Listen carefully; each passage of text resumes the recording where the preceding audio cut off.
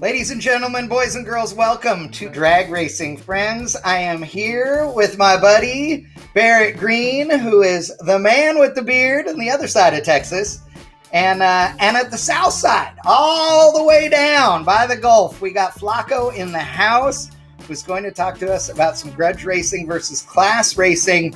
There's plenty of talk about this week and a lot of opinions. Barrett, you're a no prep guy. You have been for a long time.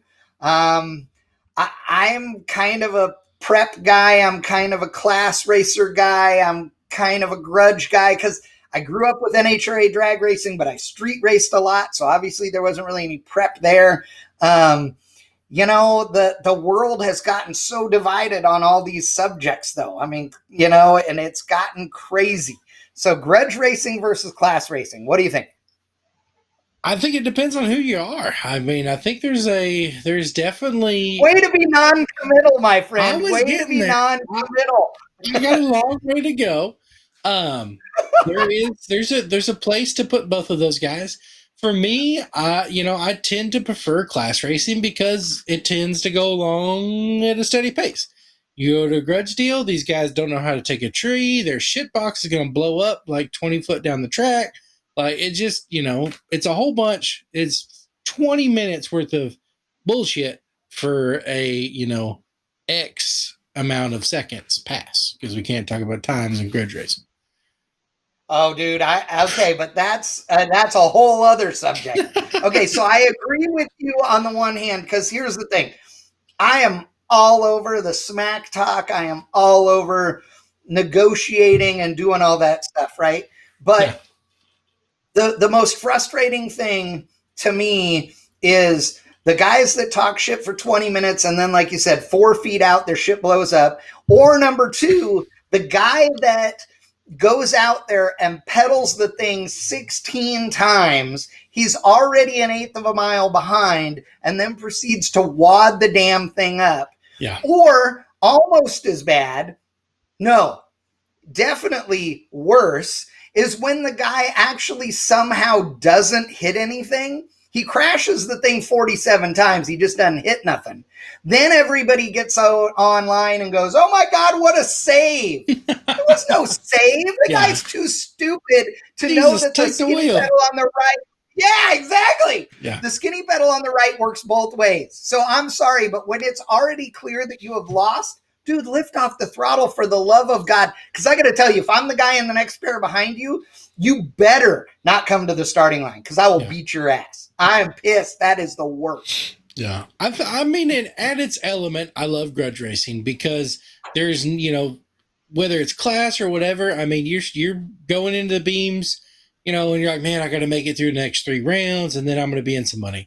Grudge racing, you're like, I don't know if I'll be able to make it. Like, I had bet, we talked earlier about Carl Scott and a guy named Dave Hildebrand, the Boogeyman, his pro mod car.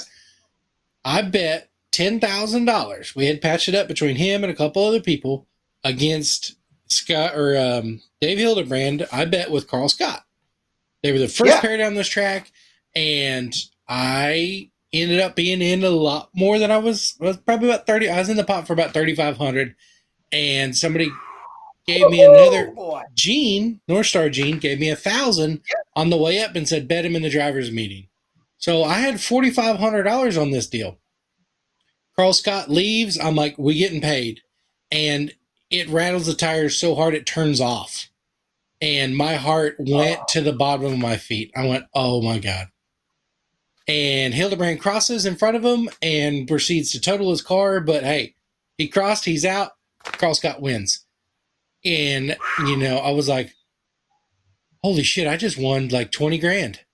Like, they're finna give me $20,000. Like, oh my God, that kind of stuff, like right there, that's what makes grudge racing, going in. Flaco knows going in on the break, all of a sudden, you got 5 G's on the line. You don't know what's going to happen. It's one and done. That's it. Yeah, but here's the problem with it. So, because I agree, I love all of the parts of it, except it's like old muscle cars. And you know me, I'm an old car guy, right? I don't own anything new. The newest thing we own is a 94 S10 Blazer back half LS thing. So everything else I own is 60s cars, okay? And I firmly believe they are superior in every way. But, you know, we've all romanticized that the old cars are better. My 70 Cuda is way faster than a new Hellcat, right? Well, it's not, right? A new Hellcat is definitely faster than your Cuda was out of the factory, right? It just is. But we've romanticized this to where it's this beautiful, wonderful thing. Well, it's the same way with street racing and grudge racing, right? The excitement part of it is so awesome that that's what we choose to remember. It's sort of like the chick that you dated in high school that was hotter than hell and really talented. And you're like, man, that girl was the greatest, because right now all you can remember is all the good things. You don't remember how crazy she was or any of the bad stuff because you romanticized into making it this great thing. Grudge racing is a little bit the same way, right? At the end of the weekend, we always remember the fun stories and the winning the big money and the negotiation and the argument and all that stuff, because we mentally block out the bullshit, dumb crap that always seems to happen. You know what I mean? But, and with that said, I mean, I'm all over both of them. I love it. Whatever anybody wants to do, as long as they're drag racing, that's great. Where I have a problem, where I really just get frustrated, and I know I'm not alone, and I know Flaco is going to have a major opinion on this, is when somebody wants to race more than one series with their car, right? If you grudge race, you may not have a time slip ever, you know? So you can't go race at another thing. That is horrible. It means that you got to have a grudge car and a class car. And that part of it, I just don't agree with. And I know a lot of guys who are really good friends of mine that I will hug it out with that don't agree with me. And then I know that there are guys that totally agree with me. And Flaco, you're a guy that is going class racing, but who has been doing grudge racing for a long time. So you know the quandary that is time slip versus no time slip. What do you think? Well, I think it's kind of bullshit, though, because, you know, like you guys said, I mean, you go and, run some no time stuff for a long time, and then you end up in the final with the guy that runs, you know, X number, and you go out there and you put a hurting on him, or just whatever the case is, though, right off, even if you're dead even at the stripe, though, so that right there will just get everybody like, well, this guy runs this, or add a 10th or take a 10th away. So it kind of gives everybody, right, you know, knowledge of more or less what you run, though. I don't like it. We still do it because, honestly, you know, I see that sometimes they want to do a car count. I really don't give a shit about it, you know, but it's more money you win at the end of the night.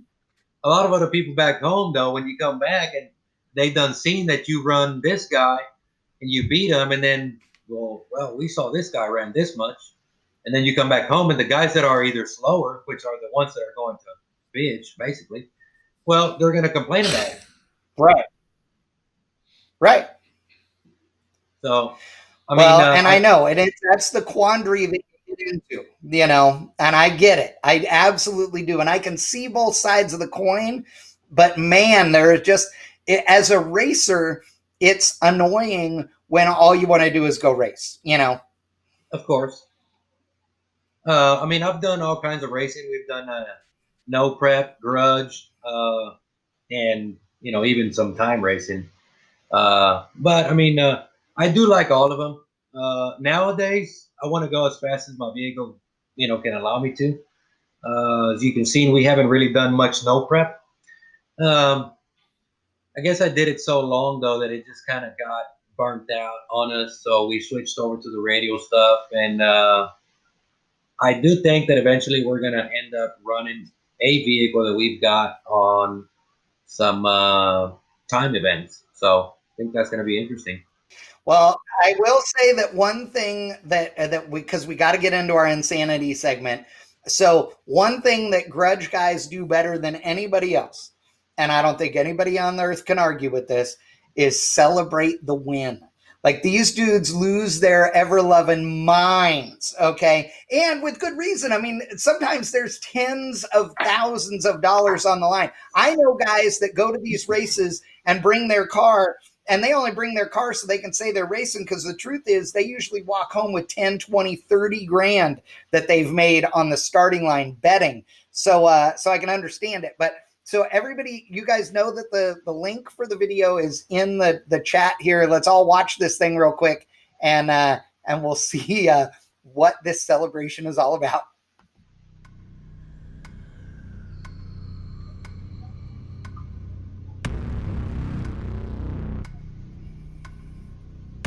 I love the strong music, the negotiation going on.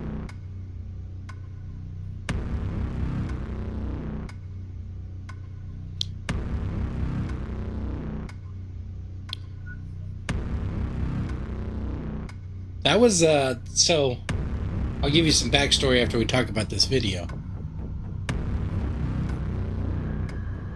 200 grand on the line. Man, that's a lot. It definitely is a lot. The best part about this So is how many people are putting watching in the money for this one? You know what I mean? Like, how many people are putting in to make it up for a $200,000 purse? Oh, I'd say there's got to be at least 50 people minimum. Yeah. And on JR there's going to be Gray, quite a bit of people. Yeah, the Black Mustang, he's got the biggest chunk of it. He lost the race, and he was willing to lock in his losings, like the total pot, again. He's like, I got that much on property in cash, run it back. And they're like, no, you're going to have to eat that one for a little while. So that was at No Mercy. I was out there announcing, helping out Loans and Lee and everybody. And there was a representative from each camp came up and watched us set up the screen to where there was no time shown anywhere on the computer, anywhere in the tower, other than the person watching, running the computer system. That's the only, when they set it up to no time, that's the only place it shows, and that's how it goes. You can't hide that. But as far as the announcer screen, it does nothing. You just get a winner blink. That's all you get. Wow.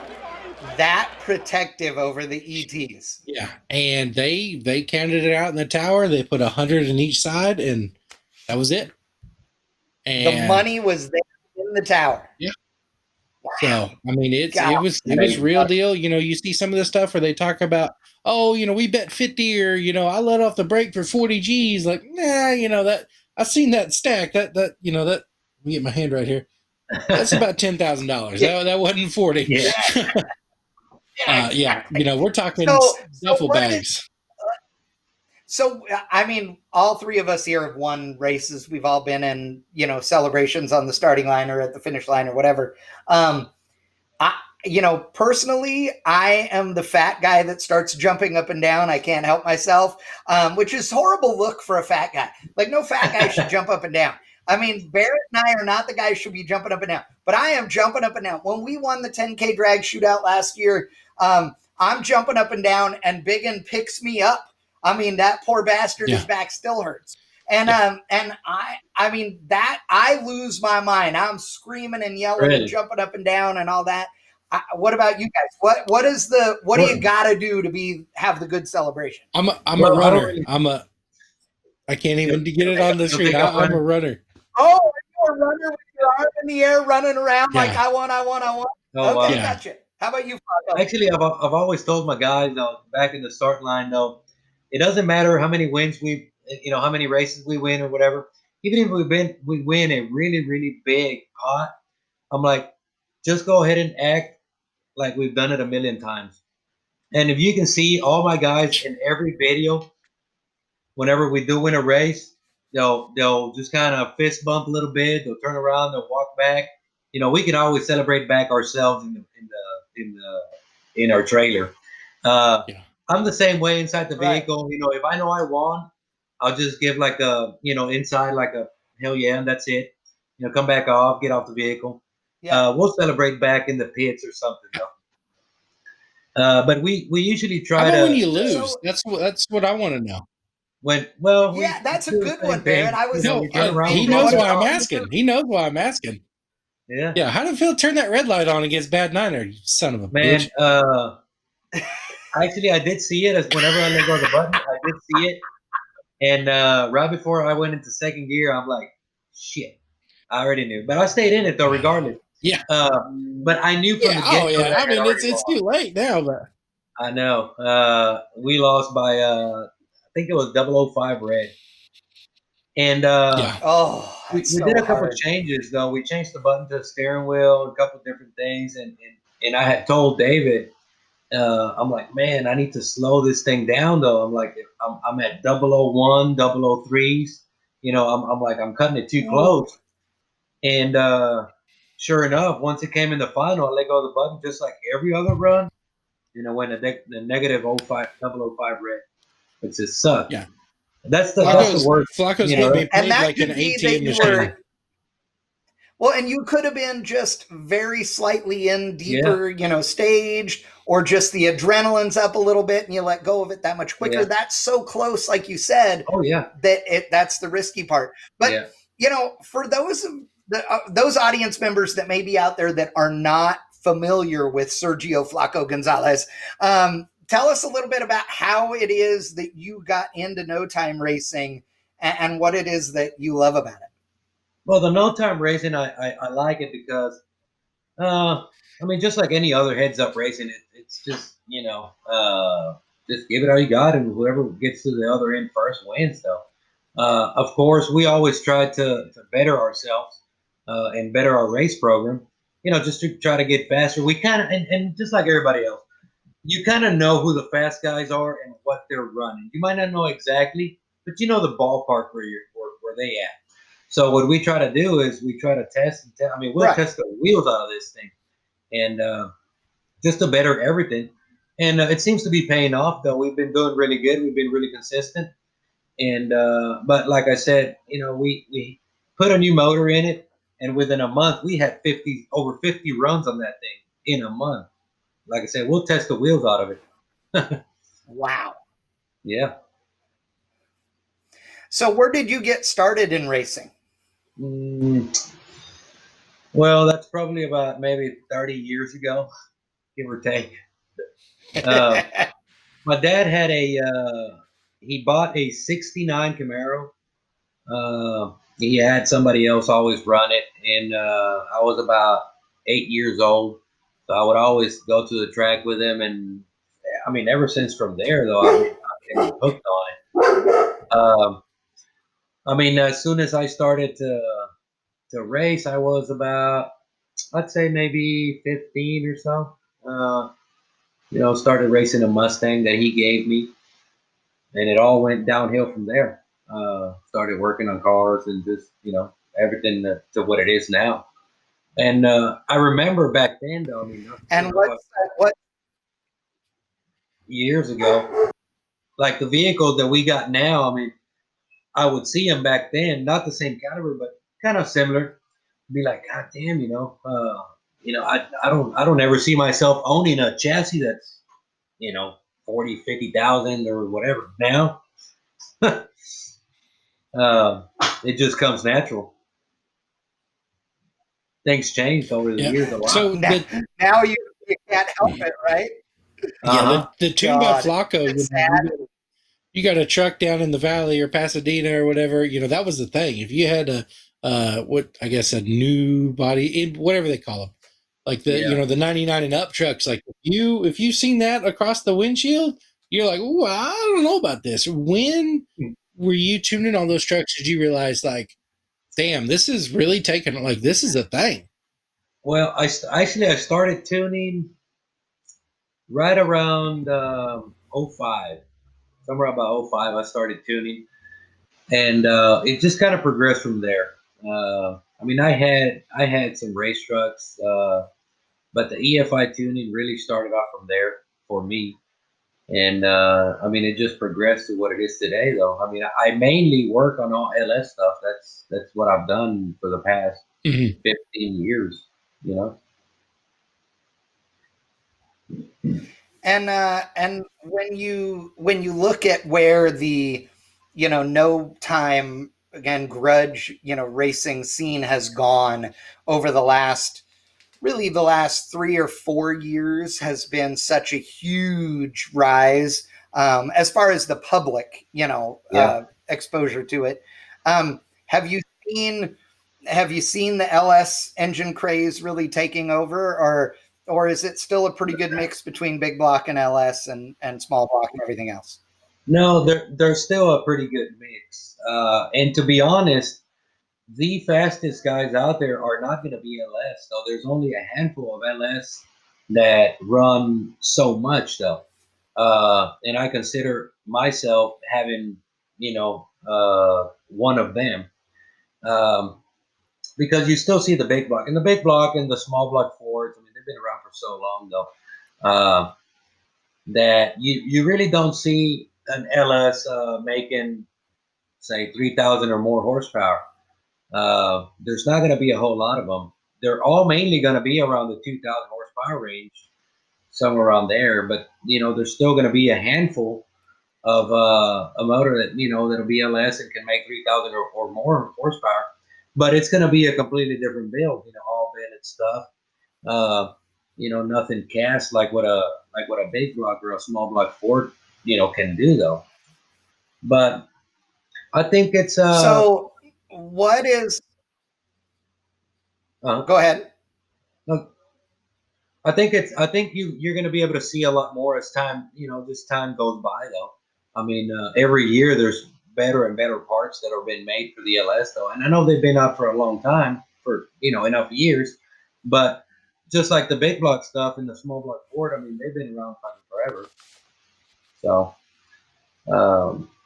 still coming out with new stuff. Yeah, I mean, there is a good mix of them. But as far as the real big power stuff, you really don't see an LS, though, that makes, like I said, there's only going to be a handful. I think one of the fastest guys is, what's his name? David Atkins. He's got an LS, all Barrett. He's one of the fastest ones with LS stuff.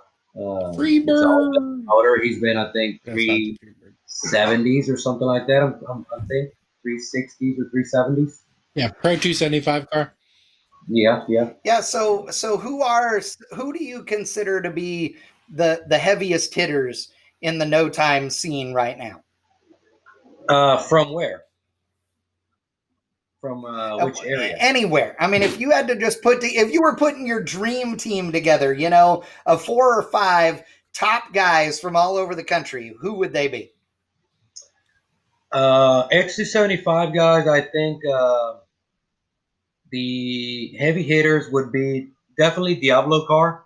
That is a super fast car. I consider him one of the deadliest ones on a 275. I mean, he's already been a 360 something. Marty Stinnett has been really fast on a 275 as well. I know now. What's his name? Mark Mickey went at 80. I think 80 flat in his car with some crazy amount of mile an hour, though. He went, I think, like 215 or something like that. I mean, that's some crazy mile per hour. And there's a couple that have been in the 380s. There's about 5 of them, I think, that have been 380s or better. So those are your top dogs. Yeah, but these are all guys that now have a time slip in their car. Like, everybody can see what the time is. Yeah. What is your opinion on that? On guys turning on the clocks in a car that they may go run a no time event on? I mean, should it be allowed or not? Well, I don't see a problem. But at the same time, if it's in the same, the problem is whenever you run an event, say like Georgia, that we're running no time, and then you've got guys running in my same class that 2 rounds ago ran an LDR or XC75, which I'm not really worried. But same day, same track conditions, same everything, and they come and run no time. So that right there does become a problem. Now, if it's on a different day, well, then no big deal because the track prep's going to be different, the temperatures are going to be different, and just everything will be different. But at the same day, I do see a problem because he just came back from 2 rounds ago and ran X number, and then comes and runs no time. Well, then that's not fair. I agree on. I absolutely Yeah. agree with you on that one. I think that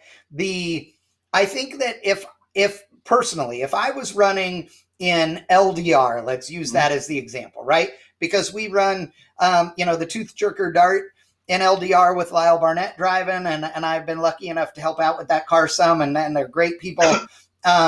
Let's say we were running the dart in LDR. It has a very specific set of rules that it has to follow to run in LDR. If we were going to go run a no time event the next week, we would take a bunch of weight out of the car, maybe change some other things. So I don't understand why anybody would run a class with their car and then run it in identical trim in no time.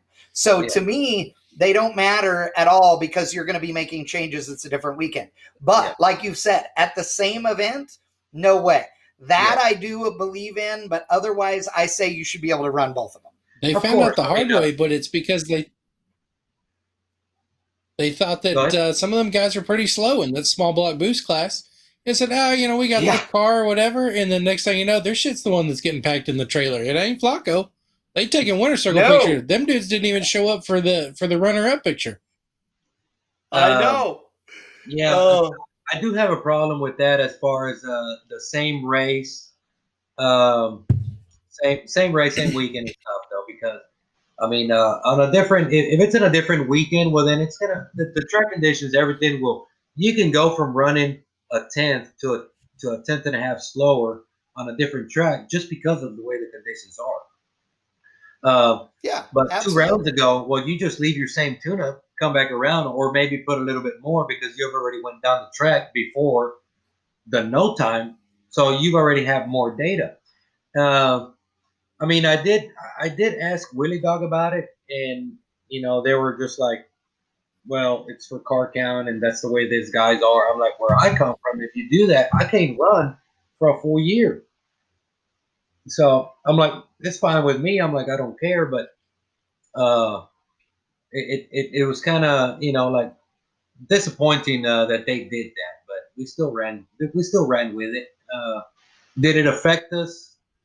Because of that final, and when we ran that final car, no, it really didn't. But you still have some people that when you show up at another race that they're like, well, this guy, blah blah blah, but I mean, for the most part, people run into no time in a different race. I don't care.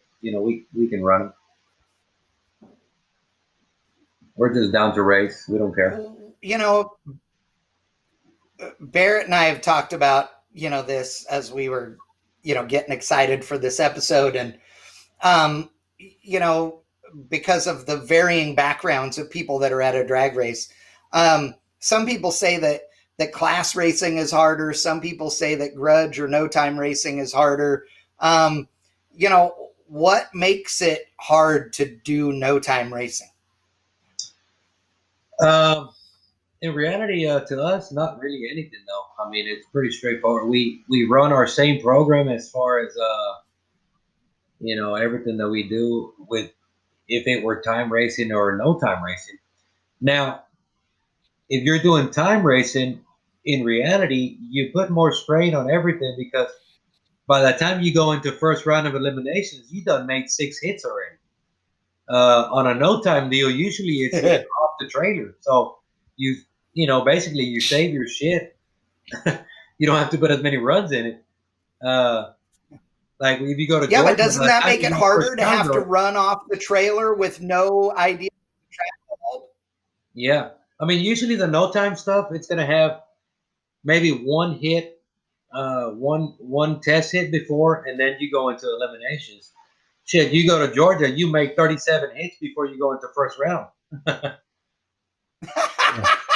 Yeah. You ain't It's kidding, 4 dude. hours. Yeah, for Oh somebody my God. Yeah. for somebody that's got 50 And hits. Duck will run a pair in the rain because Oh, he ain't yeah. giving you your money back if anybody got to go down the racetrack. course. Shit. Yeah, I mean, when you That's guys hilarious. are 5 minutes from HMP. Yeah, we're about 10 minutes, 10 minutes. So, like I said, Yeah, we do so run. when you're Oh yeah, testing like y'all, like off the trailer, let's do it. Yeah, of course. I Right. mean, we don't, we've got plenty of tune-ups, but and we don't really mind. I mean, shit, we if we go to Georgia like last time, I mean, we were testing since Tuesday. I mean, and we tested the wheels off that thing. It was a brand new motor, and everything was brand new combination. And we tested the wheels. We did have a lot of trouble with the truck, though. We were fighting some fuel pressure issues.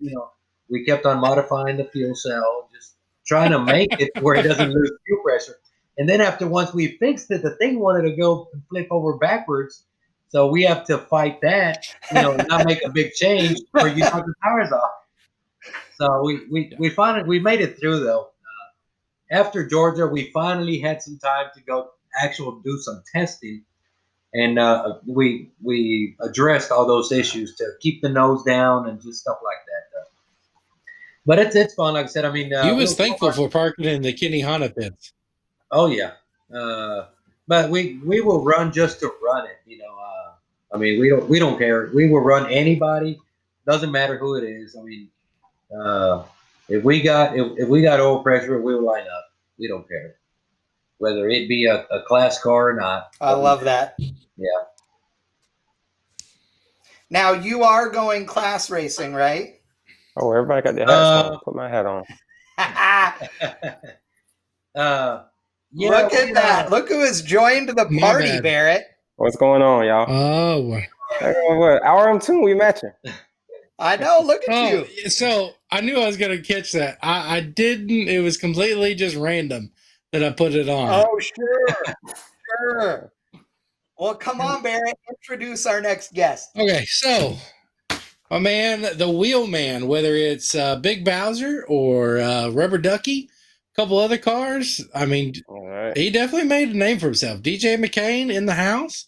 What's going on? Dynamic duo is what I've said many times on the microphone. When you got somebody as confident holding the steering wheel as DJ McCain, and you got somebody else, Ryan McCain, calling the tune-ups, I mean, that's deadly. They, like Flaco was talking about testing at Georgia, they loaded that thing out the box, and they was on the struggle bus for reals. Oh, yeah.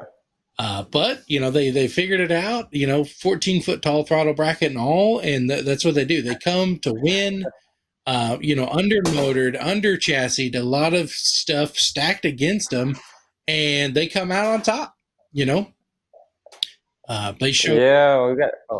Yeah, I was gonna say they showed up. With obviously Bowser is their main focus. No Mercy. Next thing you know, they're behind Nemesis going into the final round against JR Gray. Like they're that committed to it. As soon as Bowser's out, they're hey, we're on this deal. Next weekend, they're knocking off JR Gray for another $10,000. Because he felt like, oh, that was a fluke that I lost. They live it, breathe it, racing, grudge racing. It's all about it. Well, we're glad to have you, DJ, for sure, dude. Thank you for joining us today and joining us in our no time versus class racing and all of that fiasco. Everybody has such strong opinions on the subject, and you've been controversial yourself because you allow class cars to run in your no time series. Yeah, I've been a part of a lot of different types of racing. When I first started driving, my dad would take me testing at bracket events. That's how I kind of started learning to cut the tree and things of that nature. I mean, I've been on Street Outlaws and ran against those guys in the street. We do a lot of no-time shootouts, which is sometimes people don't allow class cars. Some of them do allow class cars. I've grudge raced Bowser against a car that ran extra 75. We're thinking about coming out with an extra 75 car as well as an LDR car. So, I mean, I've kind of been a part of both worlds, so to speak. But Yeah, I mean, you got to be versatile, one way or another. I like all types of racing, but yeah, I mainly do the no time and grudge stuff for the most part. And why? Why? What is it about No Time and Grudge that has really been appealing to you and been the thing you've loved so much? I mean, you don't have so many rules. It's kind of just now. It's becoming more. They're having more rules in some of the small block nitrous shootouts and things. Right. But for the most part, it's kind of just get your like stop bore space, small block for the stuff kind of do with Bowser, a 275 tire, a stock style front suspension, and get busy. You don't have to worry about everybody weighing the cars and all that. So there's pluses and minuses to all of that. I heard there's a lot of arguing and a lot of stuff about rules going on in the class world too. So I mean, I don't know if it's better or worse to do the no time stuff we do. I think I will tell you that it doesn't matter. Drag racers will find something to bitch about. So, if it's a class, then somebody's bitching that this turbo is not fair because, the Borgie is this compared to the Precision is that or whatever. And there is always that kind of deal. And somebody will say that you got a cheated up plate or something. So I don't think it matters. I think people are going to bitch and moan about the rules no matter what the class is, no matter what the series is. But I think that it's just more colorful in the grudge and no time world because it's all part of the negotiation. It's part of the bet. It's part of the entire experience. And I think that's one of the things that people love about watching it and about being on the starting line and seeing it. Because quite frankly, if all the negotiations for a no time or a grudge race happened in the trailer and you just walked up and pulled the cars up to the line and nobody said a word, nobody talked any shit, nobody did anything, and you just pulled them up, lined them up, and raced, nobody would care. Nope. The hype is what I totally agree with that. Yeah, the back hype is what everybody cares about, all the shit talking and all that stuff. And then when it's time to get it done and over with, though, it's already a big deal, though. So, like I said, all that shit talking back in the trailer is what makes it fun. Yeah. Right. But there is drama as in every single aspect of racing. Is it Oh, of course. Absolutely. Yeah. I agree. But as a driver, so I know when I was street racing back in the day, it was that when I street raced, there was the negotiation, right? And sometimes you had one of your boys do the negotiation. Sometimes you did the negotiation. And that was all a part of the game, right? And the thing about it was that when you got in the car and you pulled up and you were ready to do the burnout, you had to wipe all that right out, right? You just had to focus on driving the race car. Yeah. For you guys, I mean, but when I was street racing back in the day when I was a kid, I mean, you were racing for a few $100s, right? So, when you're racing for this kind of money, how do you get yourself like in the right frame of mind when it's time to get up there, stage the car, and let go of the button? I guess I'll go first then. I mean, like I remember Chris Tootin talking about this one time a long time ago. He was saying that kind of like the difference in a class race and a grudge race. Kind of class race, sometimes you show up, you pay your entry fee. You might buy a tech card, $200, $150, $250, whatever it is, and then you go race. And if you lose, I mean, outside the cost of getting to the race and all that, you kind of lost your entry money. But you get in a big money grudge race, you get one shot at it, no do-overs. Yeah. One shot, one kill, and it's kind of you gotta, but you got, like you said, you gotta wipe that out of your mind. Don't think about that. I've been in situations where I'm the underdog a lot of times. I remember pulling into the burnout box in the no time shootout once. As I'm rolling in, there's seems like 100 people on the starting line. Everybody's pointing the other way.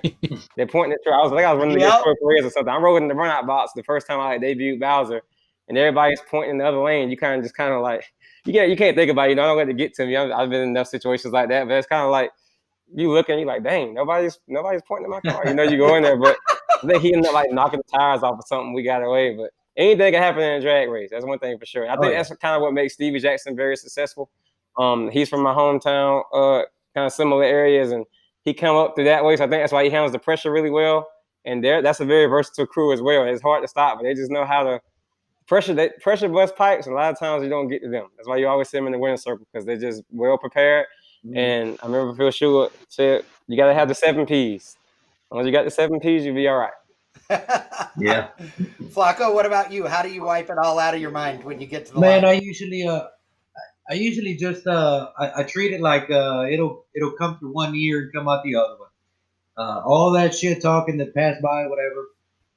I never take anything too hard. So it'll be like, okay, just yeah, okay, whatever, okay, well, let's go. So usually once I'm in the staging lanes, and it doesn't really apply only to grudge racing. I apply it to every single racing that I do, whether it be no time or whether it be a $20,000 race, whatever it is, doesn't matter. When I'm in the staging lanes, I usually climb in the truck, car, whatever I'm in at that point, and sometimes I'll just close the door. By that time, my crew members, they know, just leave me alone. Just don't come talk to me. I'll mind my own business inside the vehicle, strap down whatever I need to do. Then when it's time to fire them up, I'm already cleared out of everything that needs to be, cleared out. So once I pull up into the water box, I just go ahead and do my normal routine and just go at it though.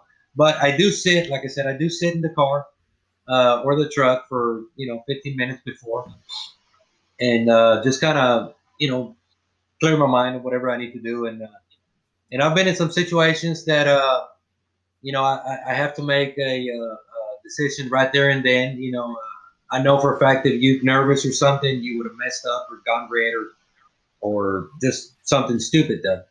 But like I said, I just try to treat everything, go into one ear, come out the other one though. Don't really affect it. Yeah, I like to add a little bit to that. I kind of do a similar thing as far as like once I strap in there, people know how to mess with me. And I've been in there and we get ready to race, and if somebody order track down or something, everybody's like, why don't you get out the car? It's like a meditation time for me. Once I strap in there, I'm not getting back out. People say you can look. Like one guy told me, first time he ever met me, he just kind of looked at me. He said he could see it in my eyes, like how focused I was. That's one thing he remembered about me. First time he ever saw me was me just sitting in that driver's seat focused. I don't like to get unstrapped. Once I'm in there, I'm focused and do my job. Try to just do my job. Don't let nothing distract me. You know what I mean? I hate getting out of the car. I'm with you on that. I hate it. I tell my guys, I'm like, dude, it takes me 30 minutes to get ready, though. I don't want to get out and come back in, though. Right. Well, and the other thing is, I don't understand. I know people who've raced cars where they're like, God, it's so uncomfortable in here. I want to get out.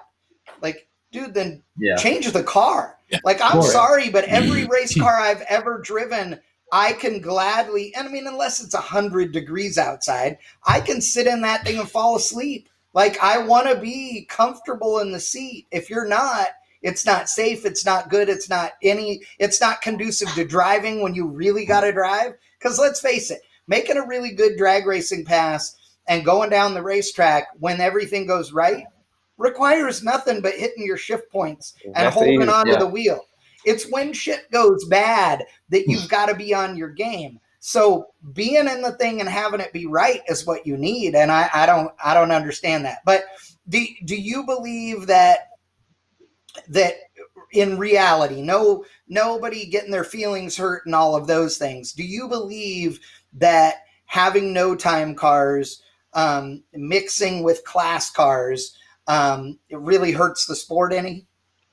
I think you get to you get certain type of guys that are really true to it and the true no time thing. They feel that way. They feel very adamantly about that. I think it's getting to a point now. A lot of people talk, and people, gotta have a pretty good idea of where you think the car is running at. But on the contrary side to that, I've been in a situation where we're running no time shootouts, and a lot of times it's no tickets as well. So you running this shootout, only ticket you're gonna get is when you make your test pass. Once you start this shootout, that's it. Right. I actually had a buddy that got caught slipping recently in the same situation. They thought the car was running about a time. People make changes in the off season, or maybe they make changes this weekend. You never know what somebody did. So you can go in there thinking, okay, I saw that car last year, or I saw him a few months ago. I think I got him covered. I'm gonna back off of it a little bit, and that's when you get beat. So that kind of adds that element to it.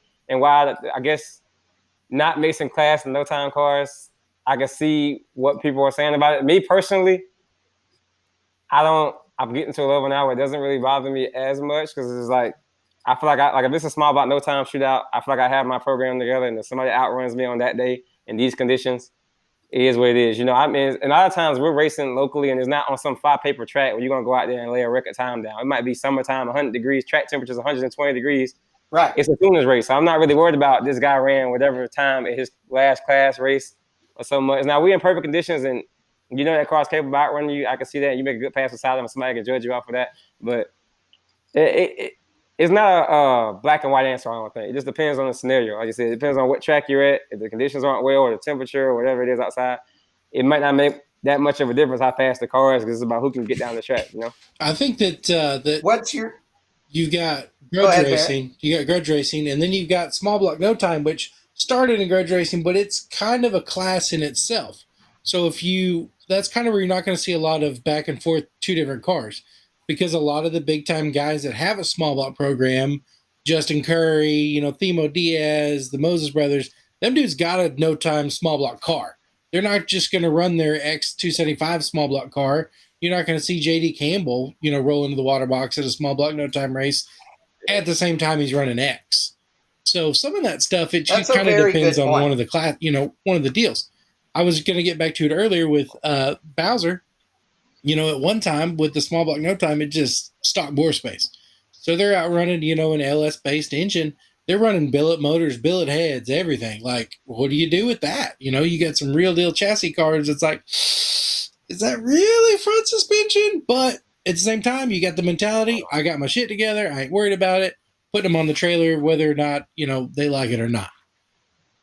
Like you mentioned earlier with Ducks race, we showed up this past Ducks race with no oil pressure. We crunked the engine. We had parts shipped to Valdosta. We got the parts at the track, finished putting the motor together at the track, crunk up at the track, and we ended up running the finals against Raiden and getting outrun. But I was very pleased with that outing, to say all the problems we had some trans problems, electrical things, gremlins going on. My purge valve went out. I got to the start line one race, and my fuel pressure line and somehow got loose. I'm leaking fuel. Spraying everywhere. So there's a lot of things that were getting in the way, and we somehow made it to the finals there. But like I said, and back to the class in no time thing. I can remember a race we were down in Middle Georgia Motorsports Park, and there was an X275 turbo car. And we skipped the race. We were going to be the first two cars down the drag strip. Small block nitrous Bowser, X275 turbo car. I know getting outrun. I couldn't output them on the top side. But first two pairs down the track, that was the stipulation. Nobody can go before us. And it was just a gamble we took. But some people wouldn't have done that. And they said I was wrong for doing that because I ran a class car and I'm not true to the game. But I think anybody can grudge race. You can have two class races grudge race each other. It's just about who wants to put the money up and race each other, you know?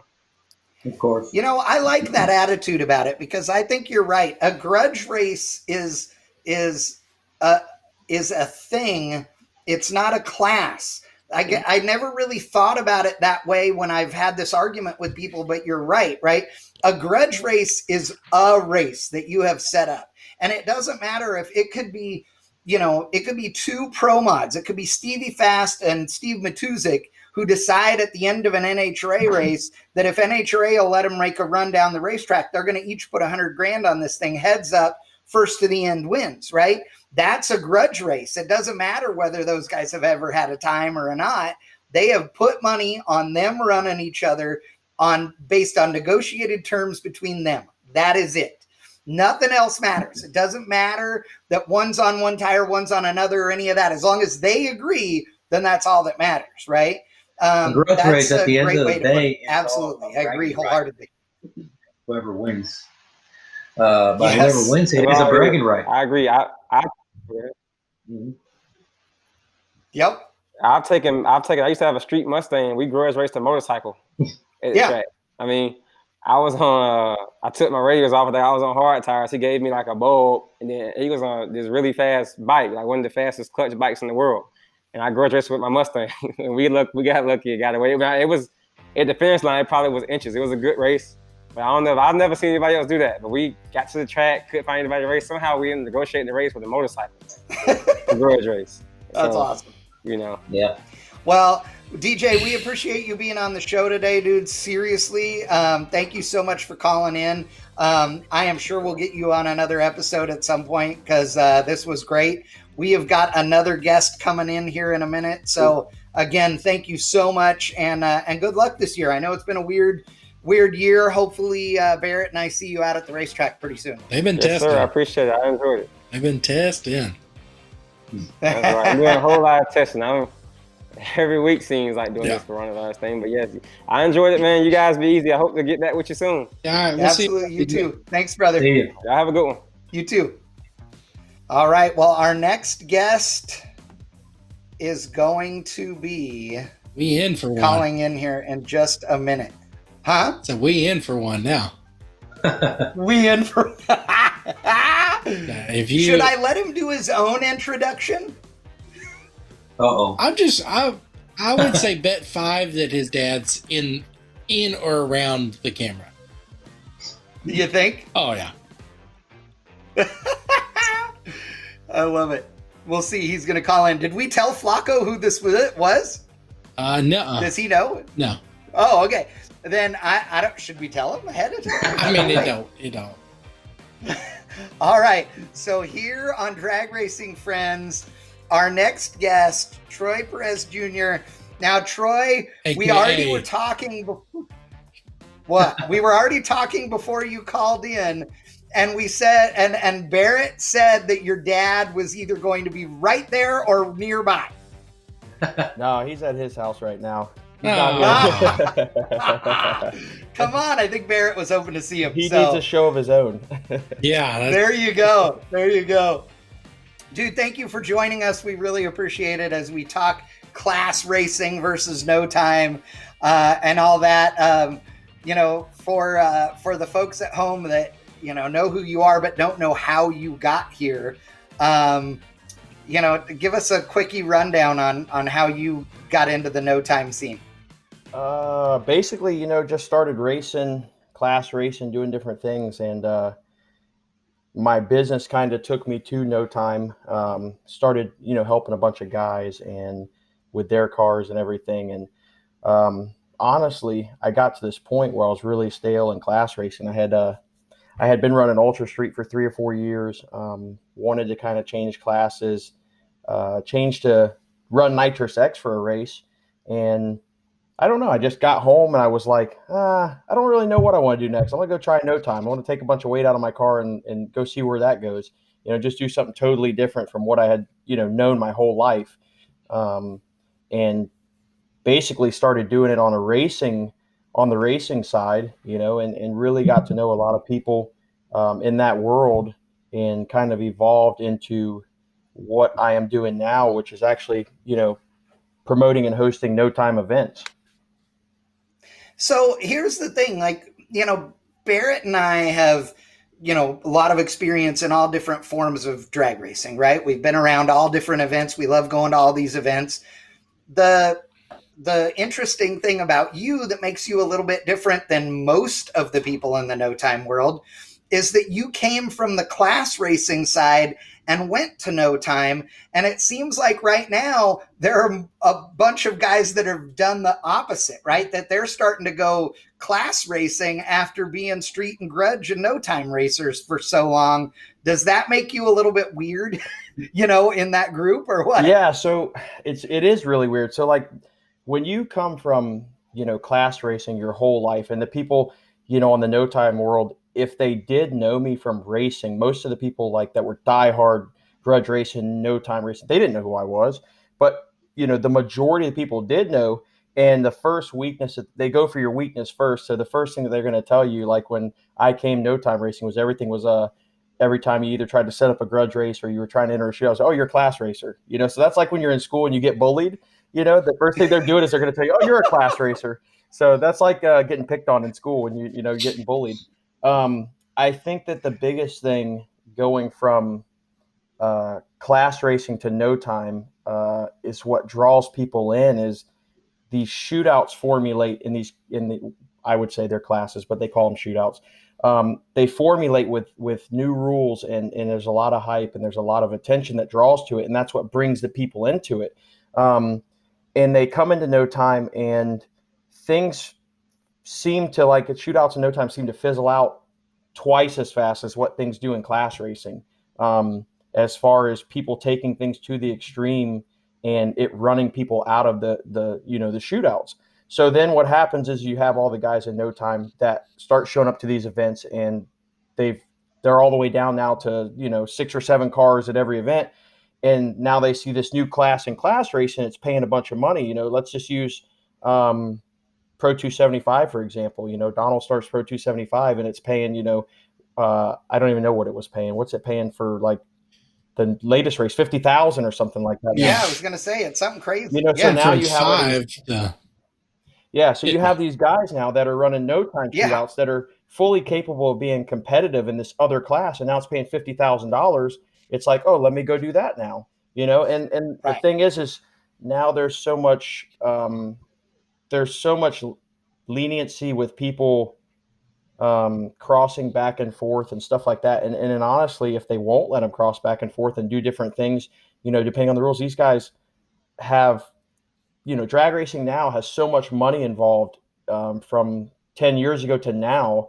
You know, these guys will just go buy a whole nother car to go run another class, you know, or another shootout or go no time racing or class racing. Well, okay, so Flaco, you and I and Barrett were talking about this earlier. The key word that I think, you know, you just used is the hype, right, of a class, okay, or of a particular race. Flaco, you said that the hype was the big thing that got people fired up for a pair. Well, that hype is such an integral part of the no time and the grudge race scene. That intensity, though, I agree with you, Troy. Like if it starts to fizzle at all, it's like, boom, everybody forgets about it. You know, the attention span is this short and it goes that quickly. You know, Barrett, you've put on your own events. How do you, as a promoter, how do you look at that and go, how do we keep this relevant so everybody stays excited about it? Or how do you know when you have to cut bait and go to the next thing? Car count's our biggest deal. You know, we're always evolving. We're always moving pieces around. You have your tried and true stuff. Small tire, big tire, true street, outlaw street, whatever you want to call it. So then there's these couple other deals where you want to try to move around or adjust some rules or maybe come out with a deal.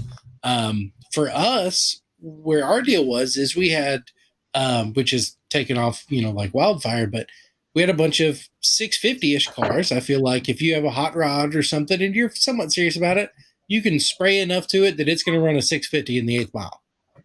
And so, you know, we said, hey, let's try this. Let's put a 650 cap on it.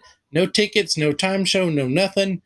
Got to be a real street car. We're not talking like a bracket car. And let's try it, you know. And next thing you know, we have like 45 cars. You know, it pays it's $100 entry and put 500 on top. These guys are racing for as much as small tire operations. You know, you got to treat it like a business as a racer. If it costs you $10,000 a weekend and you're racing for $2,500, like Troy said, you're just going to sell it and buy something else because it's not efficient to race it. And that's why guys have changed. They've moved over to stuff. And you've got to try to keep those guys at bay because you need the class fillers, if you will, or whatever. The guys that just show up, go a round or two and crack a cold one up and say, man, can't wait for the next one. Those guys what keeps the class going because you have some hard chargers like the McCain brothers. You got Troy and his dad, and whether he's behind the wheel of, you know, used to be Stonewall Jackson or whatever, these guys are there. They show up, they're ready to win, put it all on the line, do whatever they got to do. And you got to keep those guys at bay and interested and appease them. You know, you got to be, hey, what can I do type stuff. So you guys, I know you've noticed this, and obviously it's become such a big deal, the small block nitrous side of things, right? Is the small block nitrous side, has it gotten more popular because people wanted something that was maybe more affordable? Or is it also because with the, you know, guys saying, hey, you can only run this small block with a plate or a jet or whatever in it, and some of these series where they limit it, you know, anybody can get down the racetrack if you've got a progressive system in this. I mean, nowadays it's, and I'm not taking anything away from tuners. Trust me, I tune cars, but you and I know that with a progressive system, getting a nitrous car down the racetrack is so much easier now than it ever was. It doesn't mean that you can get down fast, but it means you'll get down the racetrack, and you got to get it down if you're going to make a pass. So is that why the small block nitrous has become so much more popular? What do you think, Flaco? Well, I mean, to be honest, though, I don't think to be competitive in the small block nitrous class, I mean, it ain't going to be cheap. I mean, I don't run any nitrous, so I don't know exactly what something would be. But I've got a pretty good idea. And I know for a fact that it ain't going to be cheap, and your chassis is not going to be just something that you just put together yourself on a, I mean, you have to have a really good chassis to begin with to be competitive. I mean, and you have to have a good, a good, healthy small block because you're only allowed, I think, let's just say, one kit or whatever. So that one kit has to be a good enough kit to where you can spray, the house down. So it ain't going to be cheap. These motors are not going to cost you no 15,000. I mean, like it did 10, 15 years ago. I mean, you're right now, you're going to spend 60 or so on a good motor. I mean, so you have to start off with a real good real good platform, though, if you want to be competitive. I mean, and it goes to any class though as well. It just goes through all the classes. If you want to build something cheap, well, you're not going to get very far, in my opinion, nowadays. I mean, you can't just go out there with a junkyard LS and expect. What do you think, Troy? Yeah, exactly. So, like, what do you think, Troy? Small block nitrous in a nutshell. Basically, the last 3 years is like, so you had all these guys mostly that ran, like I said, Nitrous X, Ultra Street, cars that fit these classes that were becoming uncompetitive. So, the classes evolving. The classes just say it's going 450s. These guys are going, 5.0s. They're no longer competitive for these classes. These cars get sit down. They sit in their garage. They're doing nothing. Small block nitrous evolves now. Now these guys have a place. Let's take the weight out of our cars and let's go run this thing. They take the weight out. The gap for them gets smaller, as far as their car now with the weight out goes a couple tenths faster. So now these guys that have these cars that are just sitting around doing nothing, now they have a place to race. So that's why when no clock small block first started, 2-3 years ago, you had races that were averaging, anywhere from 16 to 32 cars showing up at these events because there's just a surge of all these cars that weren't competitive. They're like, hey, let me put good tires on. Let me take 400 pounds of weight out and everything else. And it works. It does really good. And these guys are able to be a little bit more competitive than they were. And like I said, the progression is the problem. So now you fast forward 2 years, okay? A guy takes a Mustang. He puts a lightweight battery. He puts some fiberglass doors. He does a couple things. And let's just say he gets this thing down to, 2,500 pounds. Well, that's fine. But now that you have top tier guys really getting involved in this thing, that last little bit of from 2,500 and either taking out another 200 or 300 pounds from that number, now you're talking another $30,000 or $40,000 with carbon, titanium, different things, and that's really when that stuff starts coming into play with these guys. That's when you start to see these dwindling car counts, like what Barrett was talking about when the money becomes involved. Well, and you bring up as we're getting our nitrous outlet commercial going right there. Here's one thing too that is interesting that you've alluded to here, Troy. So, because I grew up as a class racer, right? And for a long, long time, I'm not afraid to admit it, I was the guy that thought most of the, street and grudge guys from way back in the day, in the 90s and what have you, that they didn't have anywhere near the knowledge, right? They threw a ton of nitrous at stuff, or they, put a tiny pulley on a blower or whatever, but they really didn't have the knowledge. It was a lot of trial and error and blowing stuff up and somehow making shit work. Mm-hmm. But the class racers were really smart guys, right? They were used to eking out the last little bit in order to be able to compete because they had such stringent rules. So if you take a class racer who's decided he's not having fun or doesn't want to, spend the money to go the ET that he's been going because the prize money isn't there, or like you said, the car is outdated and just not as competitive, I feel like in some instances, if some of those class racers that are really, really sharp cats decide to go no time racing where they can make their car ultra lightweight and pull all the weight out of it and use every chassis tuning trick and all that they've got, that they really could clean house on some of these no time events. And I think that some of them have surprised some of the old guard with that. Don't you think? That's what's happened. Go ahead, Barrett. Go ahead. Oh, I'd say I kind of watched sort of what you were talking to firsthand. we was at Piedmont Dragway for this little grudge race, and they had a $3,000 to win small block nitrous class. And you'd think, that ain't going to bring nobody. It's going to have, they had like 9 cars, right? There were 2 cars on the property that everyone came to see. It was Troy in the truck and Ricky and Cannibal. And you would have thought that was, you would have thought it was like a funny car match race or something. I mean, that's the race people came to see. And I'm like, hey guys, they're going to race, whatever, first shakedown. I'm going to go live. And next thing you know, I'm like, God bless America. Like there are people betting thousands in the live feed bot, like this is what it's about. This is what makes this stuff interesting. This is what people want to do. They want to see. They were supposed to race like the weekend before, I think, Troy or something like that. It didn't happen. And next thing you know, you drive all the way to Piedmont, North Carolina to race this guy. And it didn't work out, but it's all right. We got another shot at it, but you learned, right? I mean, you learned probably need to put the front end of this thing in the dirt. That's the type of stuff though that like really makes racing good. And like if we had more, I'm not going to take any credit for it. I'm going to say if we had more people like Ricky Fox that wanted to race like that. So it all boiled down to like we had wanted to race, and you get on Facebook and we start talking back and forth and talking smack, and like to us it doesn't matter if that race would have paid $1,000. We didn't have anything to do, and the stuff is sitting there in the trailer. I'm like, let's load up and just go. You're talking about I traveled 10 hours. I believe his ride is like 5 or 6 hours. So I traveled 10 hours to get to a track I'd never stepped foot on. I walked the track. I looked at the track. It's a short shutdown. Even with a small block car, lightweight small block car, you still had to use the parachute. You drive that far, you look at the track, you make a decision. It was not like cool that day by any means. And you race straight off the trailer for money that you're pulling out of your own pocket. And you go down through there, and the race is so close that you can't even tell from a video or picture who won.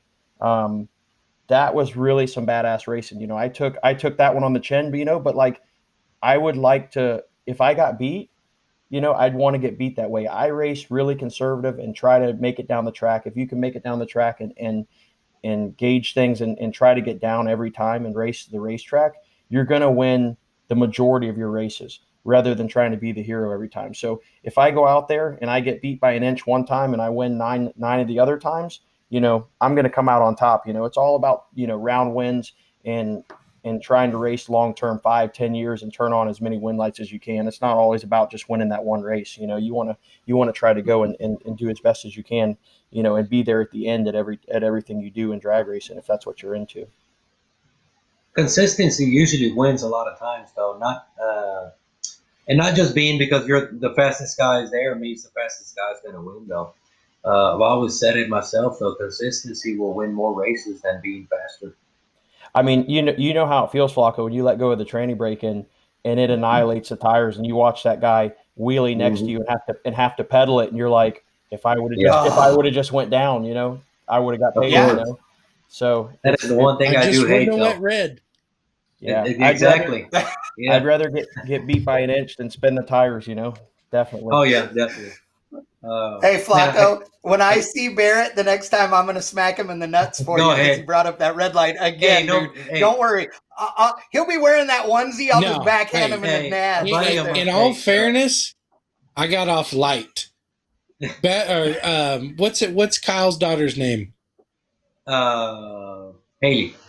Oh, she had about three $500 bets, I think. Yeah, she had $5,000 worth of bets. I locked in with her for $40 in the semis. Yeah. And she was like, I got $40 on my dad. I was like, bet. And then everybody tried to jump her. And then next thing you know, she's like, I want 1,000. Like they do burnout. She's like, I want 1,000. And people are like, say what? Yeah. So I'm going to give her $40. You can't blame her. She's betting on her dad. So she's, like I said, that was an awesome race. I mean, like I said, my buddy, Skinny Man told me, it's like you live by the sword, you die by the sword. So, I mean, we can all laugh about it. It was a great time. I mean, Troy's been the same place before. He didn't work out in Piedmont, and he's still homies. With Ricky and them. Yeah, it happens. Barrett, I didn't see this the whole time because your beard covered. Look at that shirt you got on, an RM shirt. I can't believe this. His beard was covering it the whole time. Yeah.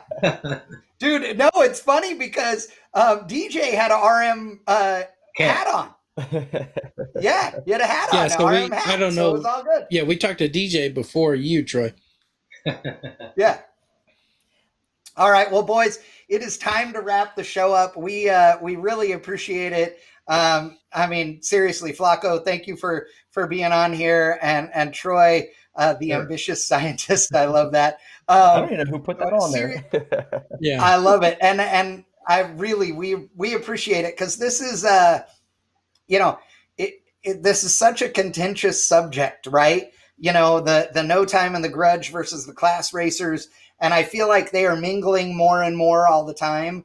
And yet, God, some of the most heated discussions you see at the drag strip are over a guy that, you know, has a time slip for his car and people know what it ran. So, getting to talk to you guys about it is great. And I love that, like Barrett said, at the end of the day, you know, we're all hanging out, we're all buddies, we're all friends hanging out at the drag strip and being happy to be here. So at some point this year, I am hoping that we are all at the racetrack together. We can hoist a drink and I don't know, maybe bet some money and do some racing. We'll see what happens. Battle at the Bay.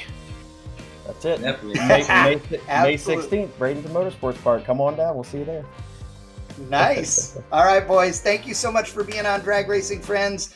We appreciate, and all you fans out there that are watching, on behalf of my partner in crime here, my friend from another mother, Mr. Barrett Green, we appreciate it. We are out of here.